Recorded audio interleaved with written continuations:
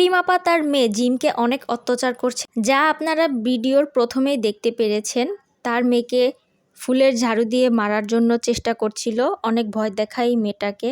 শারমিন শিলা, যিনি ক্রিম আপা নামে পরিচিত, বাংলাদেশের সামাজিক মাধ্যমে একটি বিতর্কিত ব্যক্তিত্ব। তিনি তার অদ্ভুত ও বিতর্কিত কার্যকলাপের জন্য পরিচিত লাভ করেছেন। সামাজিক যোগাযোগ মাধ্যমে তার বিরুদ্ধে নারী ও শিশু নির্যাতন এবং সাইবার অপরাধে অভিযোগ উঠেছে। তো আমরা অনেকেই দেখেছি ক্রিম আপার আগের ভিডিওগুলো বা এখনের ভিডিওগুলো। তিনি অনেক সময় অশ্লীল জামাকাপড় পরে ভিডিও বানায়, লাইক কমেন্ট এগুলো পাওয়ার জন্য, আবার ভাইরাল হওয়ার জন্য তিনি এইসব জামাকাপড় পরিধান করে। ক্রিম আপা তার মেয়েকে খেলনা পুতুল ভাবে, কখনো কখনো চুলে কালার করিয়ে দেয়, আবার কখনো কেমিক্যালযুক্ত মেকআপ করিয়ে দেয়, আর তার মেয়ে এটা চেটে চেটে খেয়ে নেয়। ফেসবুক, টিকটকের সব কিছুর কমেন্ট বক্সে দেখলাম মানুষজন বলল যে উনি নাকি মানসিক রোগী, আবার অনেকে বলল উনি নাকি ইচ্ছে করে এগুলো করে ভাইরাল হওয়ার জন্য। সবকিছুই ওনার ঠিকঠাক আছে।